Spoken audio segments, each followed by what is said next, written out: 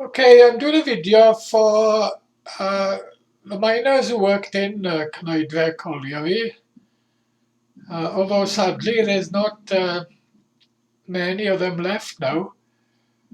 And the sad thing is that a lot of us lose contact. We don't see one another, we don't hear about one another, and it's weeks or months down the line.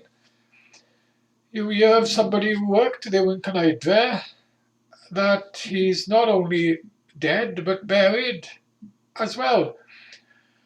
And this is sad because when Cynheidre was going, and we were all in Cynheidre, we'd be told then if somebody was ill long before they died.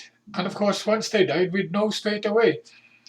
And not only about somebody who worked in Cynheidre, but other people as well. And it is true, I give Scargill his point here. He did say that when the pits close, the communities would split up, and that is true. And of course, a lot of miners, like myself, have landed up having a divorce because with no money coming in through the door, the love goes out to the window. Anyway, I thought I'd do you all a video. Now, not many miners have got computers, and not many miners will see this video. But they can tell other miners, oh, they seen me on the video on YouTube then.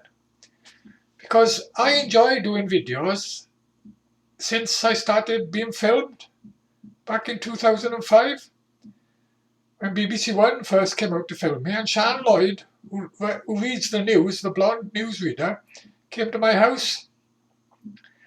I enjoyed that so much that made me do more filming because Channel 4 came then and Channel 5 and Virgin One. And last year they came out from Canada to film me. Of course, my brothers living in the village and my friends didn't believe me until they saw them coming out. And what I do now, I do a lot of filming myself on YouTube, and mostly about my books, because I got books out. It helps sell my books, and you can just look at my other videos on here to see what they're about. So I'll do a video today about Cynheidre, the miners, and well, I'll head it Cynheidre coal miners in the hope that all of you will see it, because a few things I want you to let you know.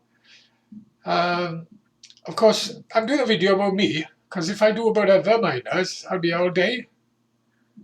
And also if I do about miners who I know have just died and so forth, there's so many gone now, and it's sad to see it, but we're all getting old. I'm 62 now, we are getting older, you see.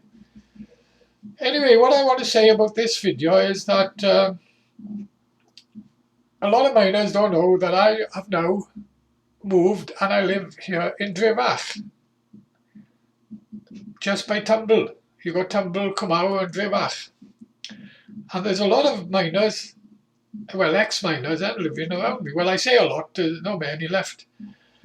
And my brother Spencer, who was a mechanic in Cynheidre, is now living in Croissants. Now, the reason Spencer and I decided to move from Pontiets was because Pontiets had changed so much. Like I said, a lot of the miners working there had gone. So many English people came to the village. It just went downhill fast, and me and my brother Spencer, we used to love the place. We just landed up not liking it.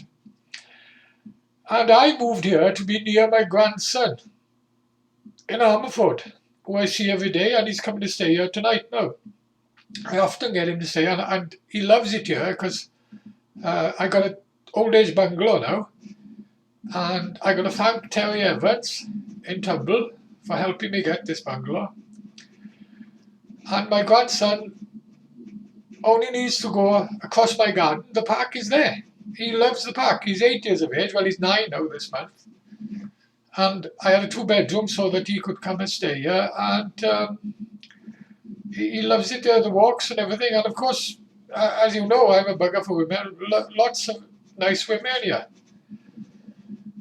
Of course, my brother Spencer had moved to Croissants before me. And the talk is that I had moved here to be near my brother Spencer. Well, no, I wanted to move up this way anyway. My first choice of bungalow was in Armford to be by my grandson and my daughter, who I see all the time.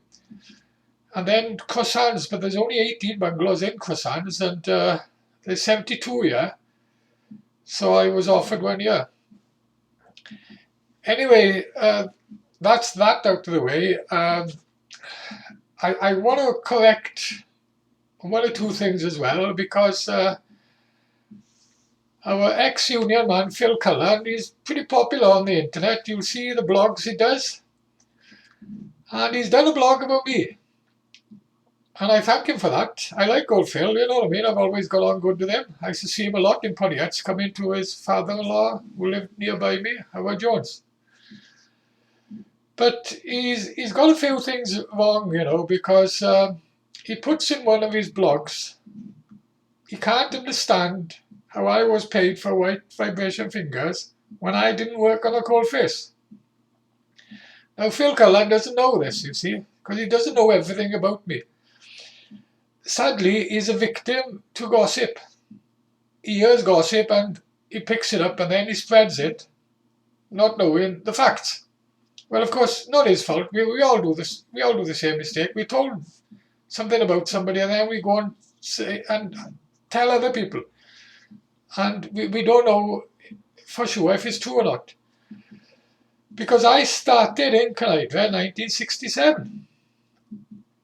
And I was on the coal face there in 1968, when Phil Cullen was only 11 years of age and still in school. Now, he doesn't know about that because he wasn't there, he was in school. Phil Cullen didn't start in Cynheidre Colliery until the early 70s. By then, I was in my 20s and married. And I was still on the coalface then.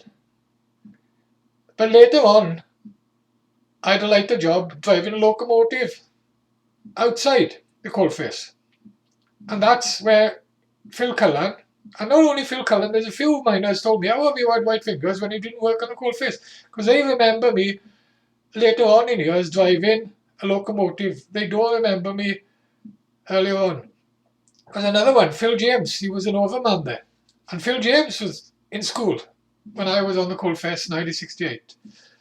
And he couldn't understand, but they don't remember, they weren't there, you see. And another thing, Phil Cullen says that I had £20,000 for white vibration fingers. No, my brother Kevin had £20,000, not me. I only had 3,500. And my daughter was in university and she'd bought a new car at the time because she was working in Vauxhall Garage during the holidays as a student. And she bought a new car with £5,000 and she smashed it up. So I had to use that money to get her a car because she needed one to go to university. I think so, you know, nothing wrong with Phil Cullen. I like him, look, but he's a victim of gossip. He doesn't get things right, you know what I mean? Anyway, I also want to let you all know that I got my 5th book out now. Just go on to Amazon, type my name, Clive Worth, into Amazon to see my books. And also, look at the video clips of my documentaries on my channel here. And Google me to see more, okay? Anyway, I'll end now. So long to you all, and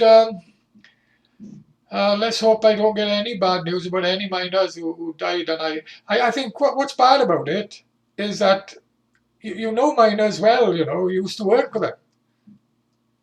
And it shocks you then that they're dead and buried and you don't know nothing about it, you know, it's really sad. But I'll give Scargill his due here. It has split up the community. We have lost contact. You know, and we don't know when somebody's dead and so forth. You know, it really is sad. So, but I got to say, I like it here in Drevach. But if I go over Croissants, I see a lot of miners over there, more miners over there than here. But having said that, there's a lot more all over the Gwynedd Valley, well, over Carmarthenshire. in Cynheidre, we had boys from Swansea, everywhere working, and Cynheidre. Ammerford, I see a few in Ammerford, well, the few that's left. Okay,